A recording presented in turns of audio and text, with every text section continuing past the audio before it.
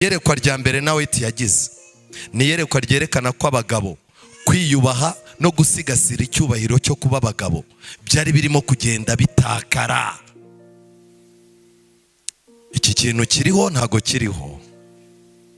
Urasiga udatanze iposho, umuntu akakugurira ifi ukagenda ukayivovora, telefone y'umugore irimo kohereza message ngo ko ntacyo wadusigiye, ifi ukayimara. Abasinzi b'abapagani ba kera wamujyanaga ku kabari akakubwira ati rero ntabwo nza, byagenze gute? Nta kintu mfite cyo gusiga mu rugo, ntago ndi bugende iwanjye ngo nge gutura umubi w'ifi kandi n'imboga z'ibyatsi bazibuze. Umuntu akakubwira ati rero ayabanzu yasigira umugore tujye kunywera yayandi. No kuvuga ngo kuki abakristo uyu munsi wa none barushwa ubwenge n'abapagani ba kera. Agaciro k'umugabo ni icyo yatanze, agaciro k'umugabo ni icyo yakemuye mu rugo, agaciro k'umugabo n'uburyo yifashe mu bantu. Ena White yahereye kuri